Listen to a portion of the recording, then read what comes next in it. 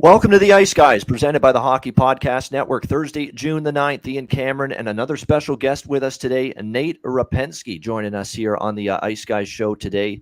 Looking forward to breaking down Game 5, and it's a pivotal game in the Eastern Conference Final. Tampa Bay Lightning, New York Rangers, series tied 2-2. Get that feel that whoever wins tonight might win the series, just how important it is. But first, before we get to that, let's introduce Nate. Nate, welcome to the Ice Guys show. We've been texting back and forth for a while. You're an avid sports bettor these days, much like the rest of us here that host the show and are on this show and tune into this show. So it's great.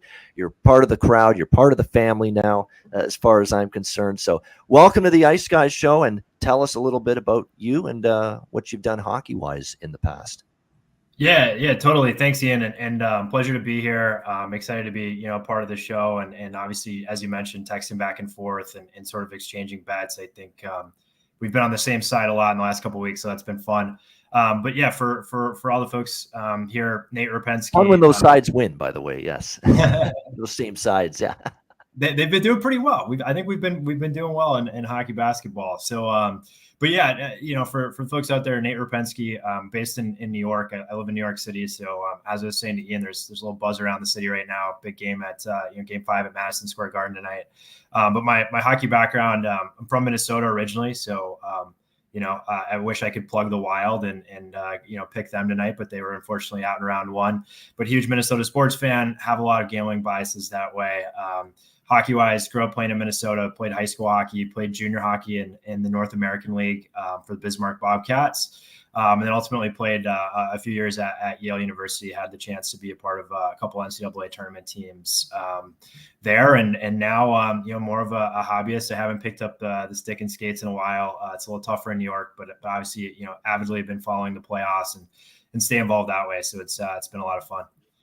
Yeah, absolutely. And the betting interest, how did that start? Which sports do you like the most? Obviously, you're a hockey fan. We know that. You played the game. You love hockey. Did you do the best betting wise with hockey? Do you do better at other sports? How's the betting thing going?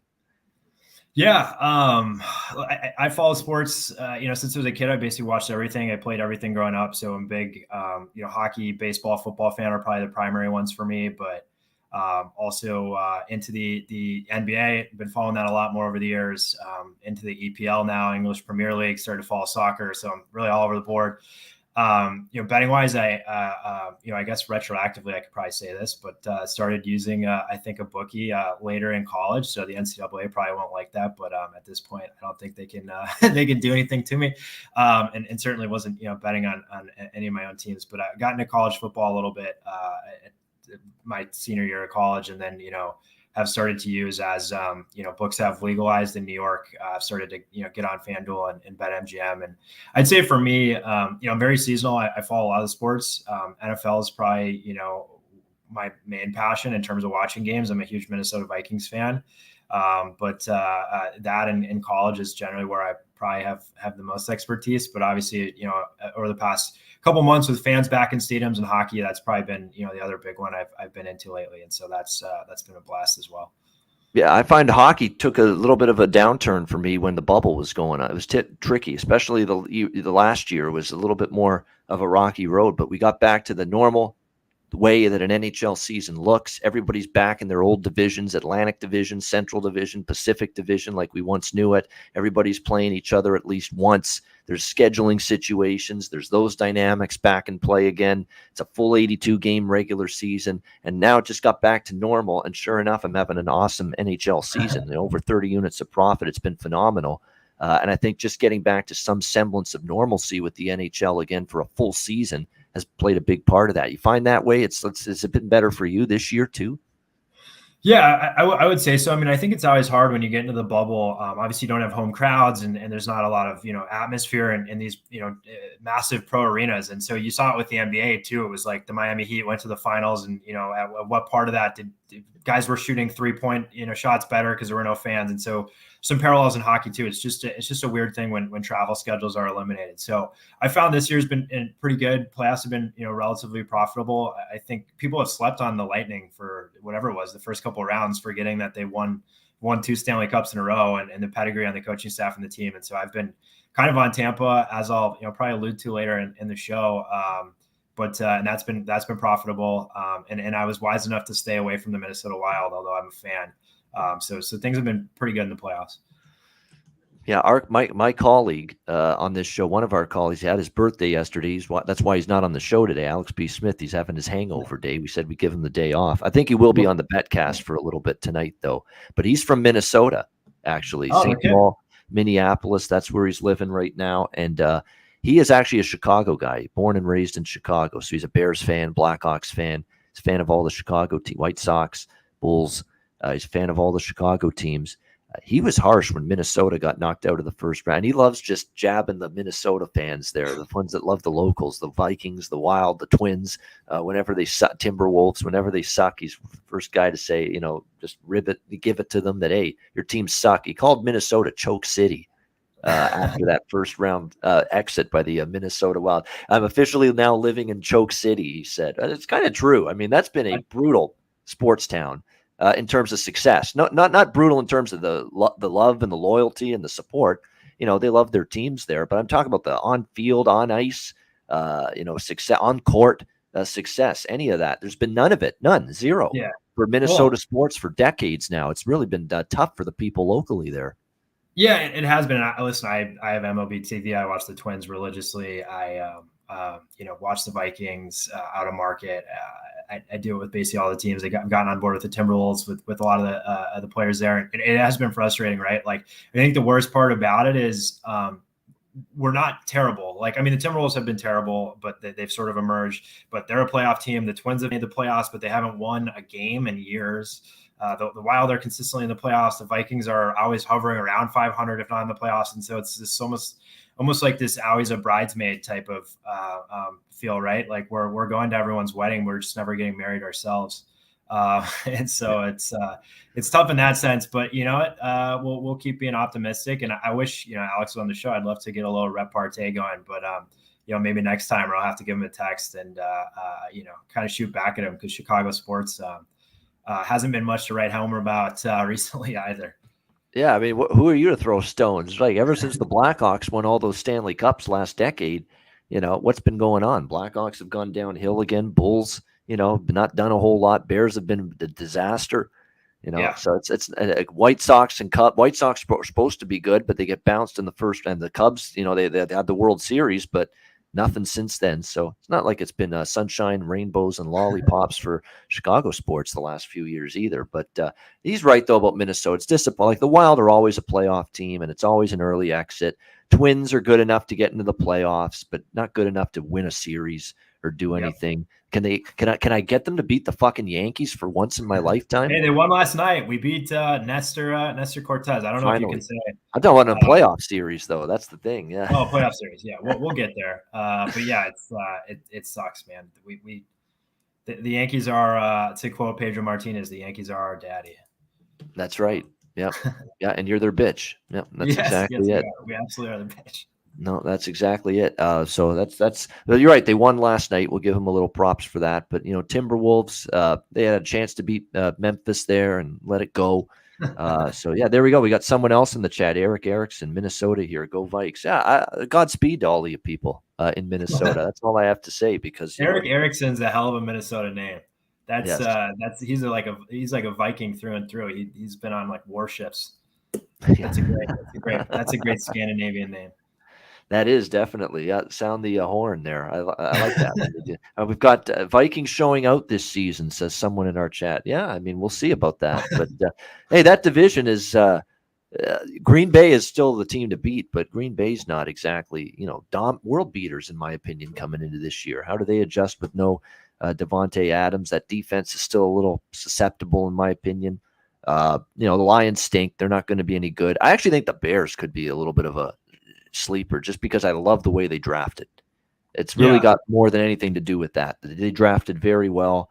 Vikings will have to see, but they needed a change, obviously, with Zimmer, but we'll have to wait and see how it goes there in Minnesota. But that NFC North, like, even if you're not Green Bay, or Detroit's not going to do anything, so take them out of the mix. But could Chicago push Green Bay a little bit? Perhaps. Could Minnesota push Green Bay a little bit? Perhaps. Yeah, they could. Yeah, I think, I'm an overly optimistic Vikings fan, so I'm going to say the coaching change is going to be the catalyst of some wins. I think it was like the blind leading the blind with Rick Spielman and Mike Zimmer, but we'll see what happens. I think Green Bay too. You see some chinks in the armor, right? Devontae Adams gone. Is Aaron Rodgers going to decide 4 games in that he wants to host Jeopardy? What's going to happen? Yeah. So I'm bullish on the Vikings.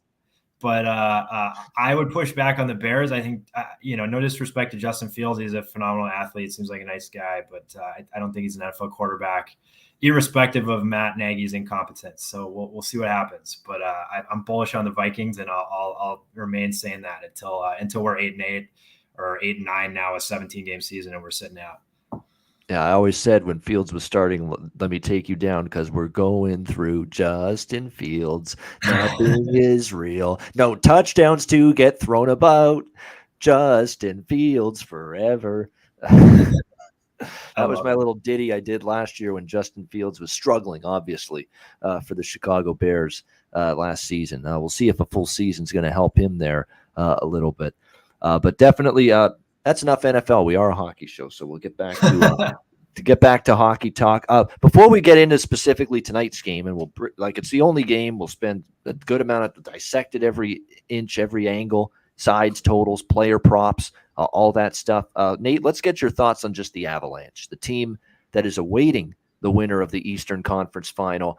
This team has just been spectacular when you look at it. I mean, it's been everything. It's been the forward group.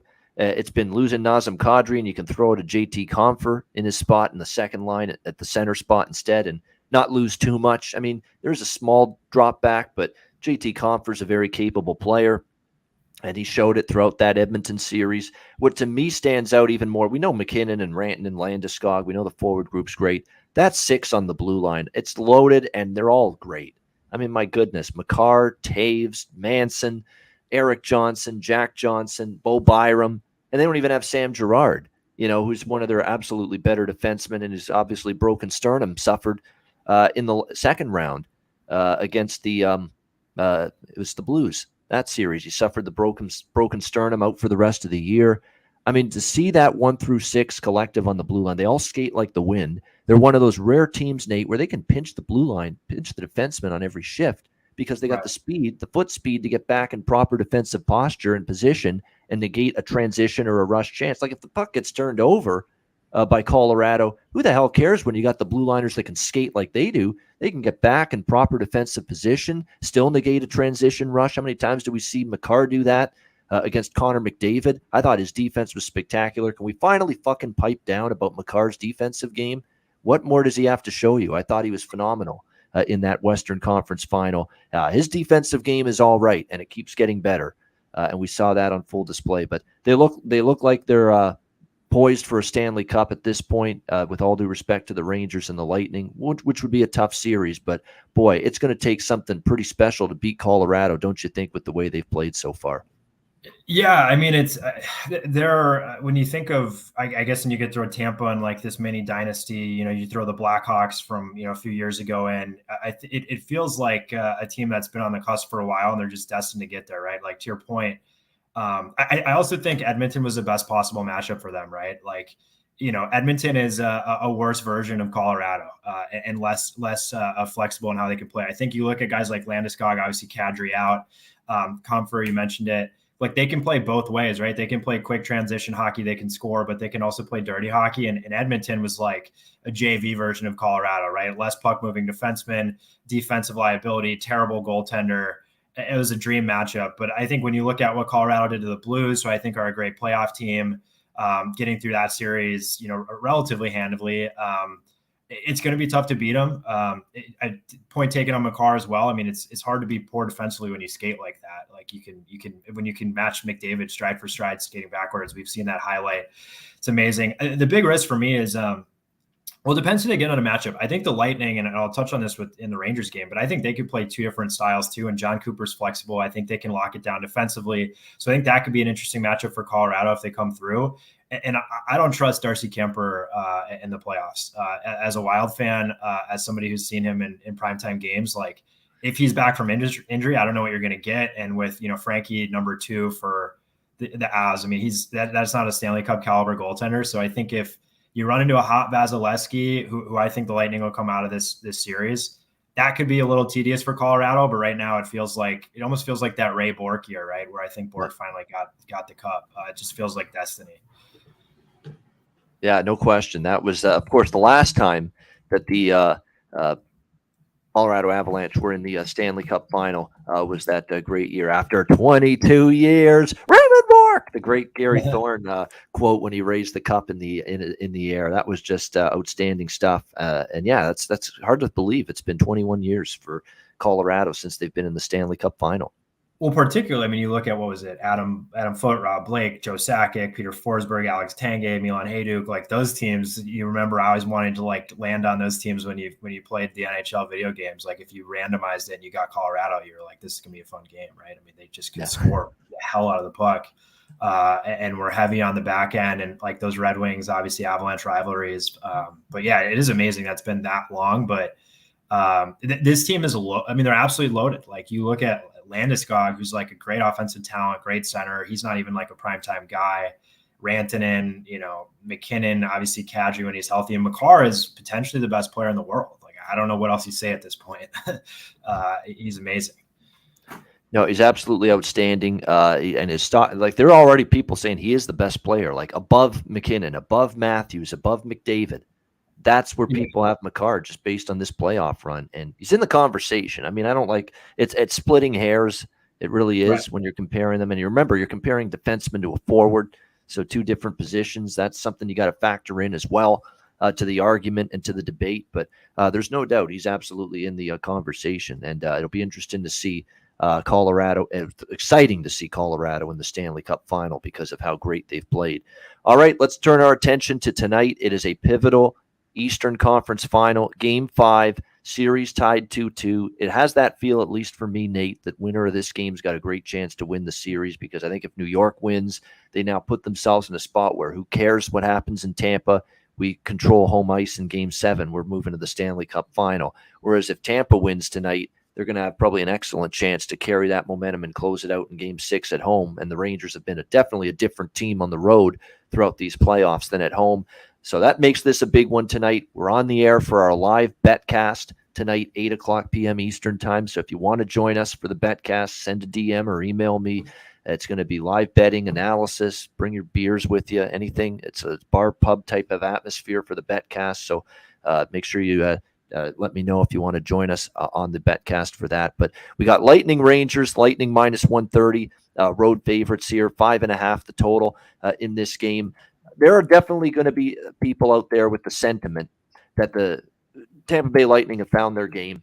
They're ready to take over this series, and that's just about it for the New York Rangers. That now that the Lightning have it going, they're going to be able to transfer and translate what they did in Game 3 and in Game 4 at home and be able to do it here on the road tonight at Madison Square Garden in Game 5. Maybe that's true because you're right. They look like they've found their game. They're playing at a very high level again, especially defensively.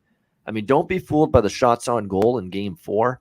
I thought a lot of the Rangers' shots were not very dangerous, not very threatening. Tampa Bay really, really put forth a clinical, surgical, sound, structured defensive effort from start to finish in Game 4.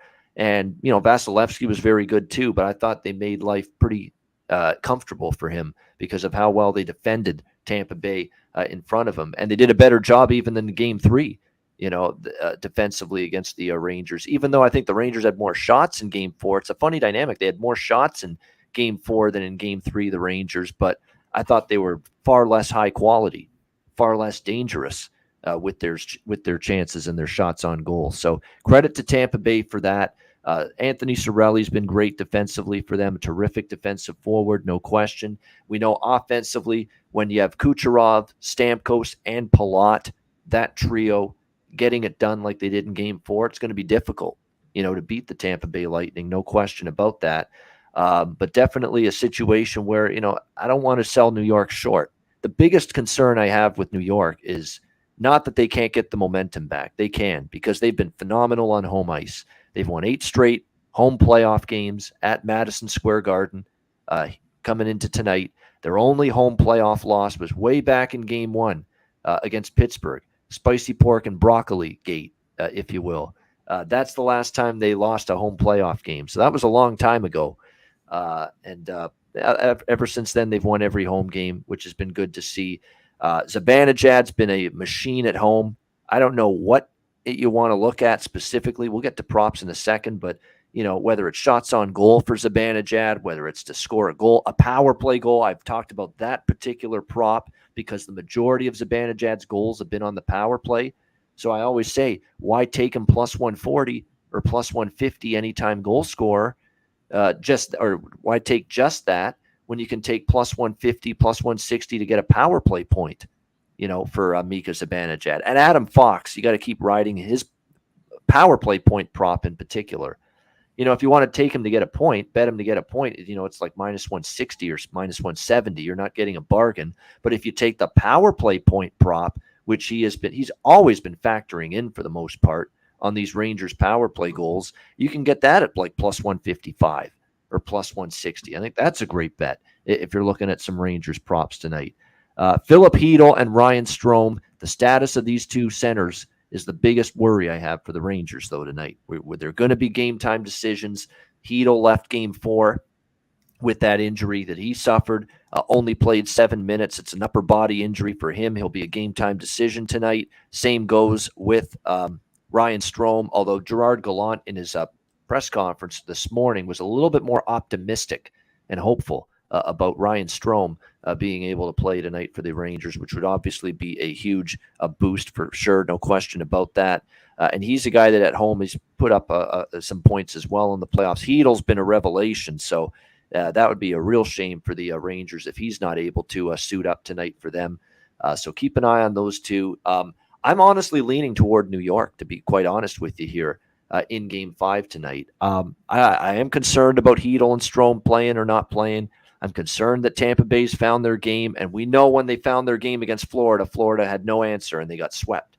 So I'm kind of thinking, Tampa Bay, these last 2 games, Nate, they've played like they did against Florida, and Florida just couldn't win a game in that series. And now that they've found that particular level of performance, Tampa Bay, is it going to be the same thing? Rangers just can't win when Tampa Bay plays like this. But I think the Rangers have a bit of a punch back in them. They've been a character team. They've been a grit team. They've been a face adversity team and come out the other side of it throughout the playoffs. Down 3-1 to Pittsburgh, come back and win in 7.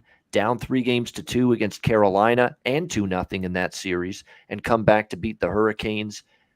This is a team that's taken a punch, and they have punched back, and they've done it repeatedly here in the Stanley Cup playoffs. So you can't underestimate the resilience and the resolve of the Rangers. And it's kind of like the resilience and the resolve and the tenacity they play like throughout these playoffs that their head coach played like in his playing career. Gerard Gallant, hard-nosed. You don't ever touch Steve Yzerman or fuck with him. With Gerard Gallant on the ice way back when in those 80s and 90s Detroit Red Wings days. So I think the Rangers are the side I'm looking at here. I mean, I'm not ready to totally dismiss them yet. I know it's everyone. A lot of people are doing it, and I know there's going to be a good handful of people saying this is the night when finally a road team wins the game because Tampa's got all the momentum. They found their game. Rangers can't do anything about it. That's Shesterkin looks a little worn down and fatigued in the last game. Yeah, I do agree with that to some degree, but I think he can step back up and play a hell of a game here tonight at home. I don't buy into the fatigue argument necessarily for Shesterkin. I think he'll be fine, and I think he'll be capable of playing very well. So I haven't locked it in yet, but I'm leaning Rangers right now, plus 110. I would only look toward New York here as a slight home underdog. Nate, what do you think here? Game 5, Eastern Conference Final. Yeah, I'm probably on the opposite side. Obviously, favoring a road, a road favorite in this series or in the playoffs in general is tough. So there's a little juice on the minus 130. But when I think you look at when you look at the Rangers, right? You mentioned they've taken punches and they've come back. But I think when you get to this point in the series, all of a sudden there's now expectations, right? It's the Eastern Conference Final. This is a young team. You talk about the kid line. You talk about Keandre Miller. You talk about Adam Fox, Lindgren, who are young. Like they probably haven't to this point, they didn't realize they were supposed to be eliminated a few rounds ago. And it's like, we're down 3-1 to Pittsburgh, no pressure. We keep winning. Pressure's on Pittsburgh, down 2 games to Carolina. We keep winning. they open this series up 2-0, right? And so then it starts, the expectations start to creep in. Tampa wins 1, Tampa wins 2. And now I think you see the pressure transition to the Rangers in some ways in my mind. And I just think you pointed out the biggest keys to me are Strome and Hedl, right? If they can't play, you're missing 2 centermen, you're shuffling lines. You're trying to find combinations that work when you've already found a lot of chemistry. And you have a team, when you look at the Rangers and expected goal differential 5-on-5 this playoffs, they're the worst team, right? And obviously Shesterkin's going to, I don't know how into your podcast you guys are into advanced analytics. Some people say fuck them, and I tend to agree in a lot of circumstances. But the scoring chances the Rangers can create 5-on-5 have been few and far between. 30% of their goals this series have been power play. The last 2 games, they've only scored on the power play.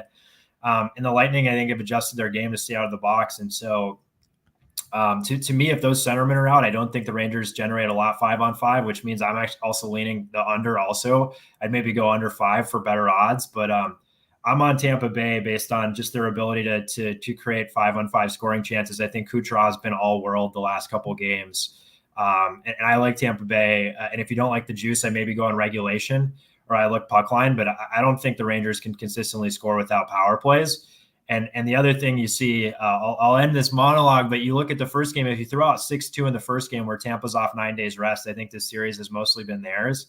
And then, you throw out some of the power play goals to me were head scratching. Like Tampa, you regularly play Washington, right? In some sense, being in the same conference, Ovechkin's office over there is the same as Zibanejad. Like how is he getting so many one-timers, right? And so I think Tampa's probably adjusted how they're going to kill. So the power play is a little less lethal, although they did score last game. So to me, it's Tampa. I'm going to go with experience. I'm going to go with health. It's basically a wash at goaltender. MSG might be the great equalizer tonight, and maybe Rangers win, but I'm on Tampa. All right, on Tampa Bay, minus 130, and the under. You like the under as well, 5.5, minus 140, or as Nate said, if you want a little bit more bang for your buck, a little bit better price, a little more value, go under 5 and get that at a plus price instead. And always tricky with the 5 because you always have the empty net situation that can come into play late in the game. More than ever, it's sometimes worth it to pay up for the 5.5 if you like an under these days because of just how dicey it can get with the empty net and how early now coaches across the league pull the goalie when they're down by a goal or 2 late in the third period. But no, I'm certainly not looking at the over. I'm certainly not interested in the over. I think as you go farther in the series too, right? We're game 5 now. The pressure mounts. It gets harder to make plays. The refs are a little less liberal with the whistle. And you had 4 games to scout power play on each side and to implement structure, right? I think you look at Tampa, like John Cooper said it 3 times. New York is great on odd man rushes, and Tampa's just locked it down in the neutral zone, right? Like last game, as you mentioned, New York had a lot of shots, but not a lot of deadly chances. And so I think at this point, these teams have seen each other enough. You have the goaltending pedigree on both sides. Like, 6.5 seems insane to me. I think I go under for sure. I like the over in this series in 1 game, and that was game 1. And I said, I think this is going to be a low scoring, defensive minded series, but I like the over in game 1 for various, very obvious reasons. And that was the only game that went over the total off the long layoff for Tampa Bay, 9 days off, sloppy defensive breakdowns. We saw them right away. The first goal of that game 1, I remember it. There's Kreider all alone in front of the net. How the fuck does that happen? Yeah, I mean, and all of a sudden, just a terrible breakdown. And it was just not a sharp performance, especially at the defensive end of the ice for the Tampa Bay Lightning. The game went over the total, and we've had every game stay under ever since then, which is kind of also what I expected. Game 2, game 3, and game 4, it would finally get to that, lower scoring brand of hockey. Both teams would be better, especially Tampa defensively. And you've got the two best goalies still standing in the Stanley Cup playoffs facing off here, Igor Shesterkin and Andrei Vasilevsky. So I said this would be an under series, and it's ever since game 1, which is the one time I like the over, it's played out that way. Yeah. Well, and by the way, the thing I'd add on the Tampa side too, to come back to it, I mean, even if Strome plays, and maybe Gallant's optimistic, but he was optimistic. They said Strome was going to play last game. He was at morning skate. Like, I don't know. I mean, it was a lower body injury, unless it's like a Charlie horse, right? That is shrunk in size. Like, he's still going to be hurting. I don't think he's the same player. He's one of their best defensive forwards. He's typically on their power play. He's a great centerman. So if he and Hedl are out, and Hedl being out, I think disrupts the kid line.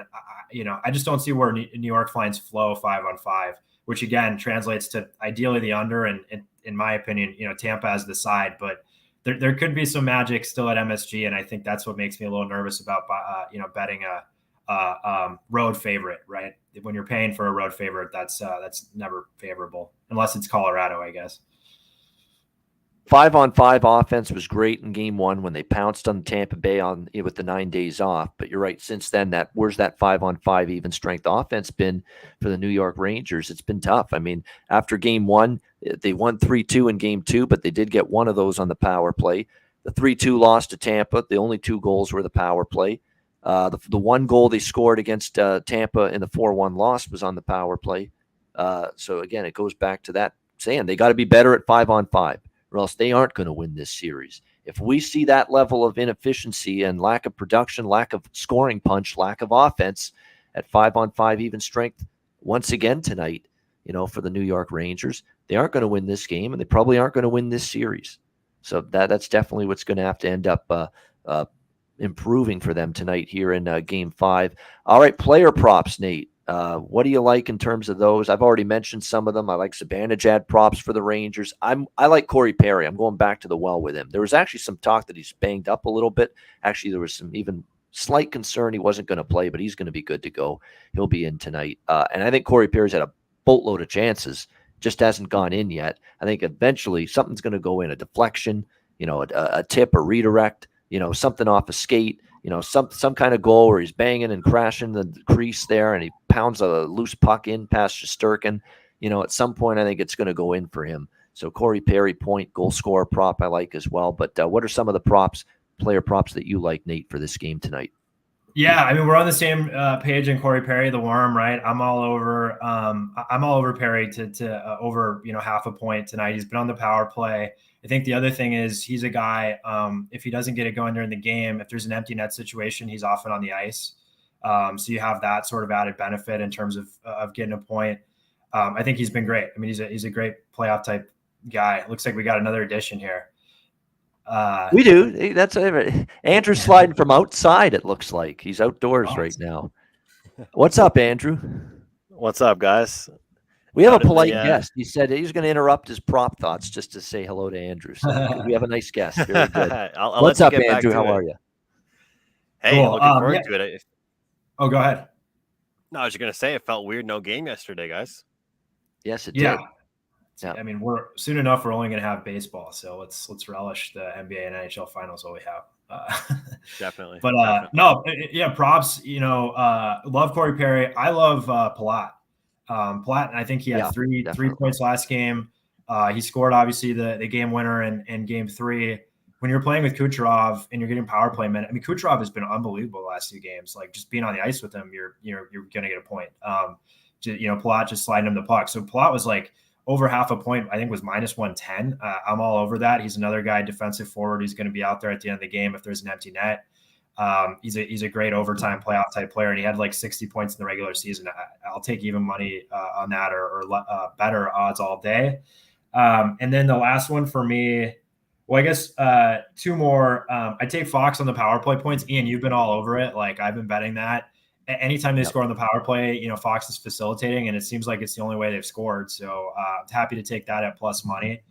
And then I'd maybe look at Vasilevsky over 28.5 saves. I mean, the Rangers, in terms of shots on goal during the year, do a pretty good job of getting pucks on net. Whether or not they're dangerous shots or not, who knows? But they forced the issue in Tampa last game. I think if they're down at all at home here, they're going to have to force the issue. So I like Vasilevsky over 28.5 saves as well. Yeah, they did have 30-plus shots each of the last 2 games, even in Tampa, this Rangers team. And the last home game, I believe, they had 30. They had 34 shots on goal in game 1, 28 game 2, 30 in game 3, 35 the Rangers in game 4. So, and again, this is a spot where if you're the Rangers back home, you're going to be energized. You got to play better, especially at 5-on-5. You got to try to generate more. I think it's kind of a throw the puck on net as much as you can. mentality tonight against Vasilevsky, try to get something going at 5-on-5 offensively. So that's a good thought there, that maybe Vasilevsky's over saves prop might be worth a look. Yeah, Andrew, go ahead. What's kind of crazy too is that I took a stab at Shesterkin's number last game, and it was relatively higher than we've seen throughout the playoffs. And sometimes you just look foolish when you hype a pickup quite a bit. And I was like, they're going to throw everything they possibly can at the net. And this is for Tampa at Shesterkin. The funny thing is they played their best game of the series and had the fewest amount of shots they've had all series, which is kind of funny because like sometimes you want to say, yeah, throw everything on net, but sometimes you also want to have those quality of shots. And I feel like the shot quality for Tampa. So I agree as far as the Vasilevsky, I don't even know if I'm going to go back to it with Shesterkin this time around, just because I think that they've realized that it's not as, Tampa Bay has realized it's not as much about just peppering at his chest. His rebound control is good. It's more about getting him moving laterally and that kind of stuff and getting him off balance. So it's cool because sometimes for goalies, when you want to bet on these save props, you're betting it because you expect the team to pepper them with shots. But with this instance, I think New York's game will be peppering Vasilevsky. Tampa's game is kind of more flashy. I think when they're at their best, they're carrying the puck in through the blue line. When you see New York at their best, they're dumping the puck in behind the red line, banging bodies in the corners, being physical and creating offense from behind the net.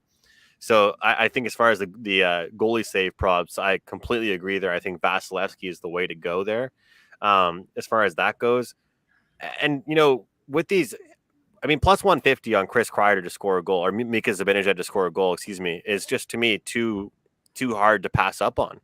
I think that as much as Shesterkin has been better at home for the Rangers, I think we talked about it, Ian, together before, their offense is also just better at home. And what's crazy is that I've been riding these unders in this series, but the fact of the matter is they've all just won by a hook. And I don't want to hear anybody talking about these empty net goals because that's part of hockey. It happens. So what's interesting to me is I actually kind of lean towards the over in this game. I think that we could potentially, I'm not saying it's going to be over by a mile, but I think we could potentially get there just based on how, 5-on-5 we've seen a lot. Special teams, both teams are converting. And if we see even just a little bit of secondary scoring from each club, that could get us up and over the total. Because right now it's been the Stamkos and Kucherov versus Kreider and Zibanejad show. You throw in a goal from Andrew Kopp or a goal from, if Palat keeps going or Cirelli, all of a sudden we got yourselves, a 4-3 hockey game. So I lean goals tonight, guys. I do think this series could flip back and forth and both teams protect home ice until game 7, which I think that changes then. But as for right now, I actually kind of a contrarian pick from what I've been looking at before is I do look for goals tonight in this game. All right, liking the over. It kind of like if there's a better chance of it happening in New York probably than Tampa, and we've seen that. The only over was in New York, obviously, game 1. The layoff was a big part of that. The over that night, in my opinion. But you are talking also 5.5 with some shaded heavily to the under. We're talking minus 140, minus 145 to the point where pretty soon you're going to get a 5. If this drops any further. So that's why if you haven't bet the unders, like if you haven't been riding the unders the last few games, like I say, if you want to jump in tonight, that is concerning. That you could see the Rangers push back hard offensively. It's still tough to bet over for me, quite honestly, because of just how tight it's been the last few games and how great these goalies are, and they seem to be keep getting better. Vasilevsky's gotten better. Shesterkin at home's been just phenomenal, but it does feel like it's low. It does feel like what's value. Cool too, Ian, is that it's great games with it's like what you would say high event games with low goals. Yes, because that just points towards and what's funny, some places like Prize Picks, like those type of like fantasy type websites, they actually offer props on blocked shots now. You guys know how in NFL you can bet not just rushing yards but just amount of carries, rushing attempts. Wouldn't that be nice if we could just bet that for hockey? Shot attempts. Just how many times someone tried to shoot the puck without getting blocked. I mean, some of these guys, it would be like 6.5. How many blocked shots we're seeing in the playoffs right now is unbelievable. Sergachev, the line might be like 12 shots that he attempts. He just shoots. Yeah, but just all off shin pads, all off shin pads. On the under, I'm on the under. I agree with you. I think I'd maybe take under 5 like soft just because of the plus money. The one thing I think that benefits the over is, like we've talked about, Ian, Rangers power play has been unreal. The bright lights at Madison Square Garden, the fan background, I think maybe you get another call or two that you wouldn't get on the road.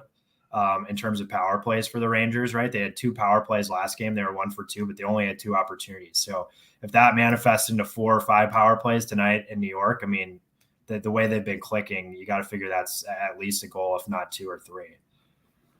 Yeah, it'll be that power play is great. It has been the New York Rangers. And the difference in game 4 for Tampa Bay, because remember, Rangers got both of their goals on the power play in game 3, even though they lost. But the big difference for Tampa Bay is they stayed out of the box in game 4. They did a great job not giving the New York Rangers and that red hot power play those opportunities.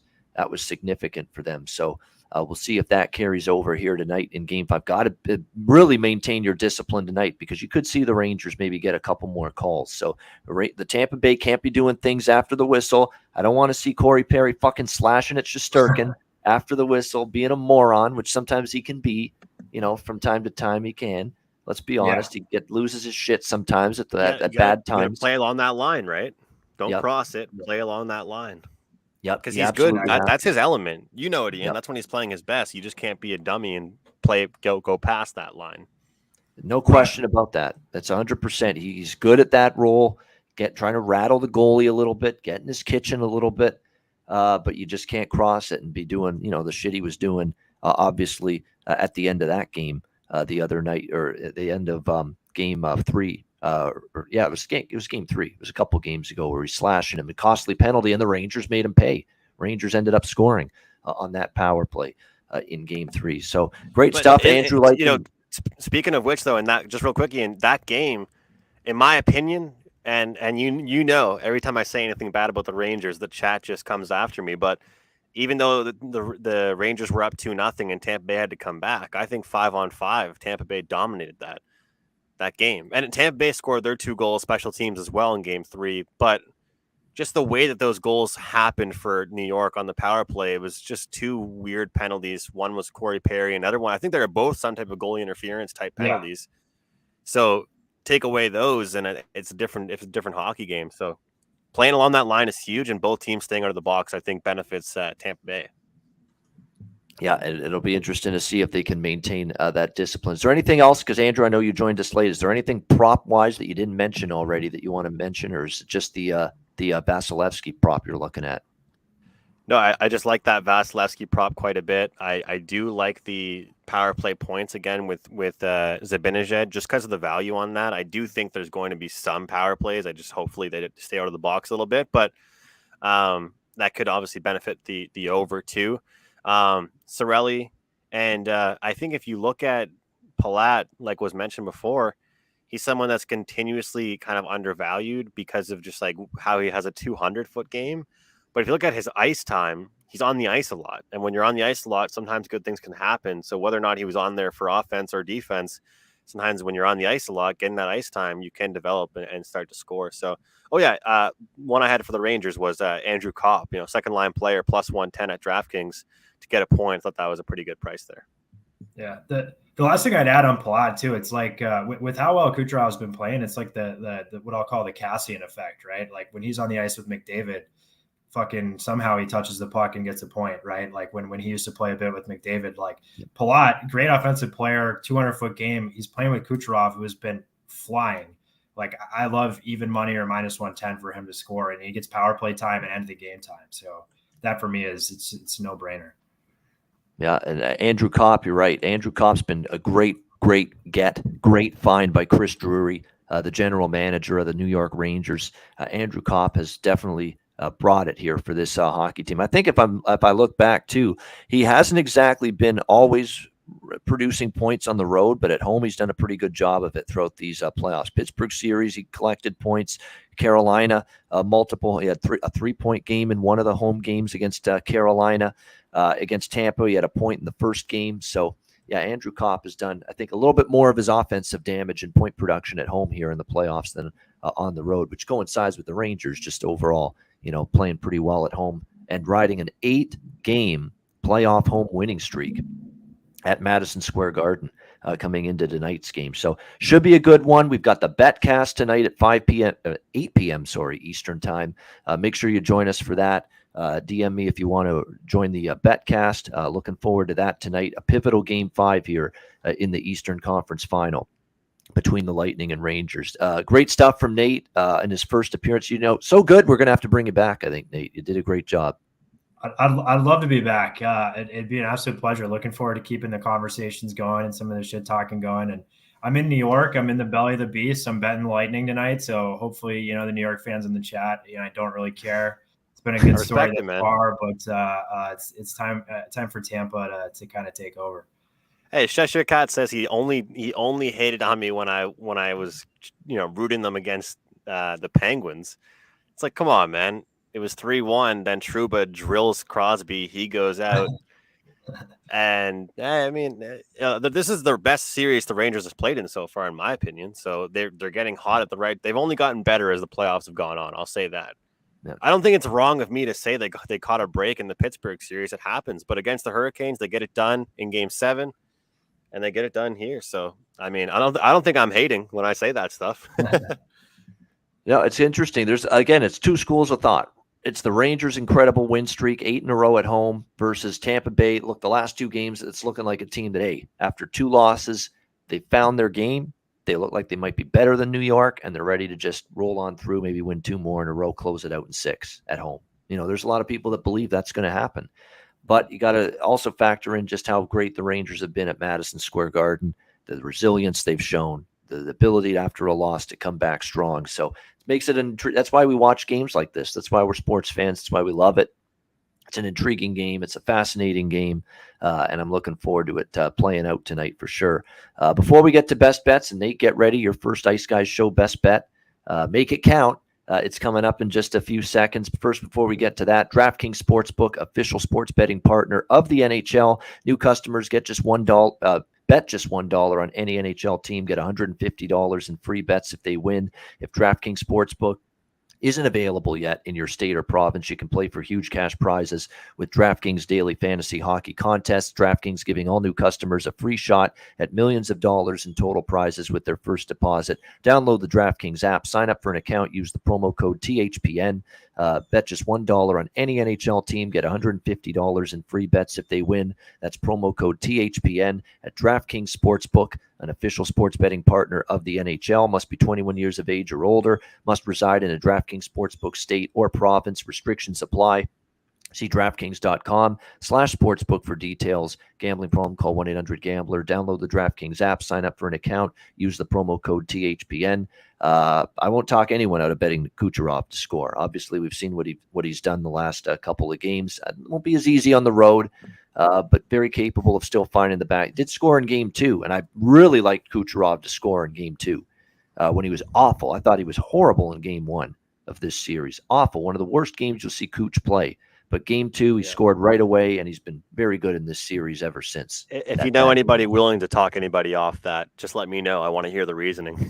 Exactly. If you know anybody willing to talk someone off that bet, let me know who it is. He's going crazy right now.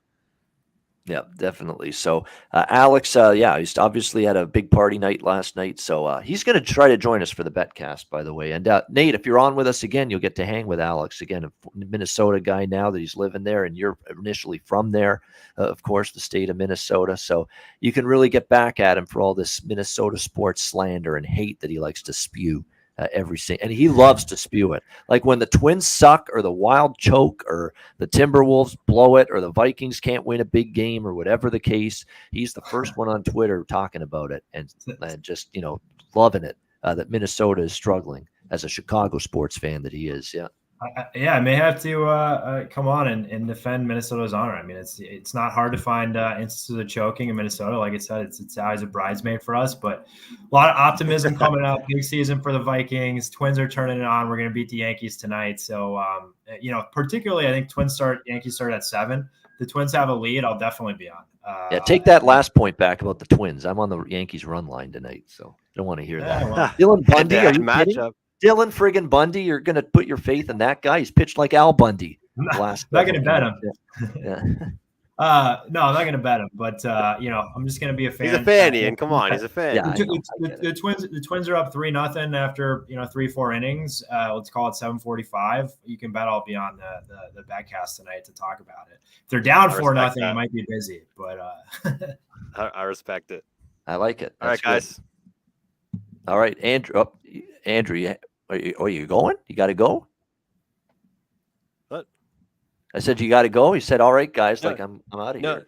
No. I was gonna say let's get to the best bets. Okay, there we go. That's what I was saying. Yes, let's get to best bets, and let's start with you, Andrew, the outdoorsman here on the Ice Guys show today. What do you like here for best bet tonight? I'm gonna go. I can't believe I forgot about this, but yeah, I got to show you the view. I'm at the family cottage here. I got the nice water behind me here. Oh, very good. Nice, very nice. Yep. Makes me want to go to a cottage. Oh, you turned your mic off, Andrew. Your mic, there it is. There we go. You muted yourself. There you go. Yeah, Andrew Kopp, second liner. Obviously, a guy that's kind of pass first and more of a hard-nosed guy, but I think at plus 110, it's the kind of price I want to look for when I'm looking for a point prop. I don't want to always lay the 140, 145, 50. I feel like with him, he could be a secondary assist, primary assist kind of guy, or even pot one in tonight at home for the Rangers at MSG. So I thought that was great value. So plus 110 on Kopp to get a point. All right, there we go. Andrew Kopp to get a point for Andrew McGinnis. Andrew for Andrew right there. Yeah, Andrew Kopp to get a point Fireside for said Andrew he thought McGinnis. I had a still image. It wasn't my green screen today. Not a green screen today. No, that's real life, real outside shot and view right there for Andrew McGinnis at the palatial cottage right there in Nova Scotia for Andrew there. All right, Andrew Kopp, best bet. To get a point for Andrew with his best bet. All right, Nate Rapensky, great job. First time on the show as a guest. What do you like, Nate, for best bet? Yeah, I'm going to keep it simple. I love both Tampa minus 130. I think you can get it minus 125 at a number of books. It's not a terrible price to pay. Obviously, it's a road favorite, and Rangers on an 8-game win streak, so it's tough. But I think when you look at the injuries up and down or the Rangers lineup, I think when you look at the experience on Tampa, goaltending is a wash. The Rangers haven't created 5-on-5 offense consistently. And Tampa started to stay out of the box.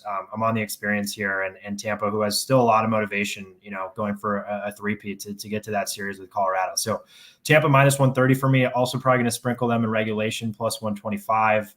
And listen, Rangers fans who have an issue with that, I'm glad you got to dust off the hat that's probably been sitting in your dresser for a few years now that the Rangers are relevant again. But I think we get Tampa on 6 here, and I'm going to back them tonight. Now, how's that for some smack talk? Wow.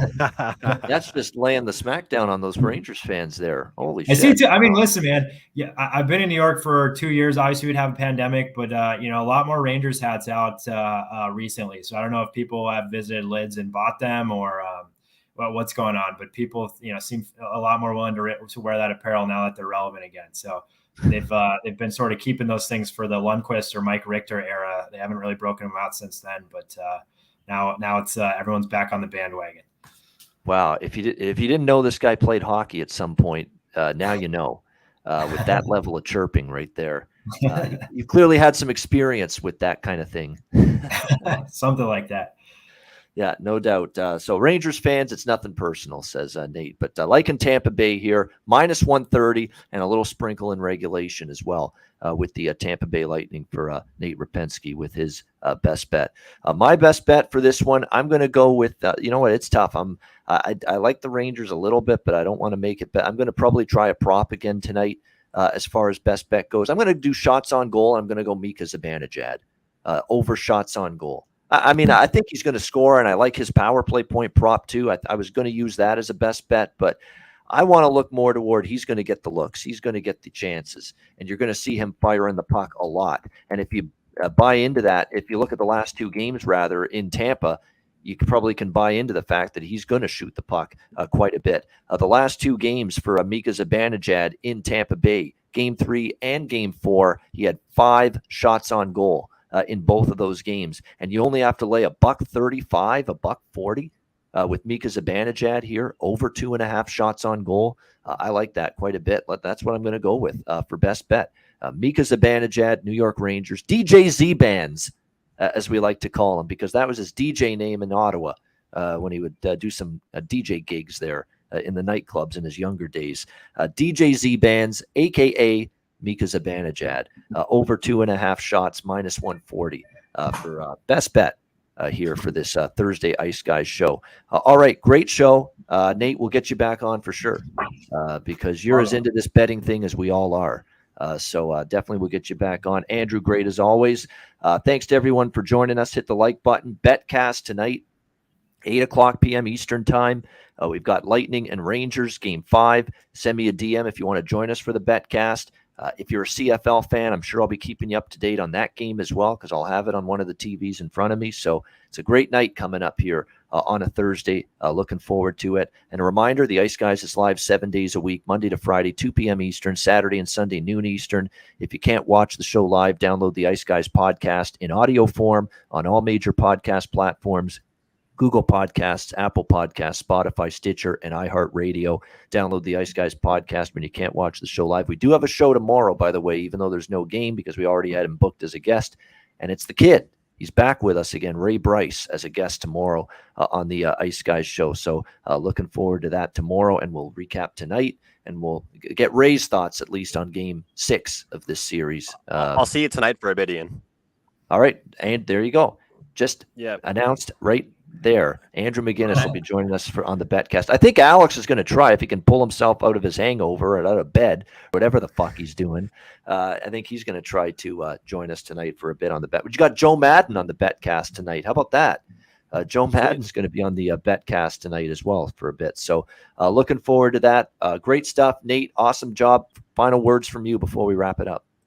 No, thanks, guys. Appreciate it. You might find me, like I said, on the Betcast tonight. If not, I'm excited to kind of keep this going. I also think I mentioned a couple non-DraftKings sports books early in the show. No free ads, so just encourage everyone to download DraftKings. Love it. That's my job. You don't have to worry about that. They appreciate it. I'm sure. No question about that. Awesome show. Thanks to everyone for joining us. For Andrew McGinnis, for our special guest Nate Rapensky. I'm Ian Cameron. Have a great Thursday night. Enjoy Game 5, Eastern Conference Final. Good luck. Cash some tickets, and we'll be back with you tomorrow on Friday for another edition of the Ice Guys and the Betcast tonight, 8 o'clock p.m. Eastern Time, presented by the Hockey Podcast Network.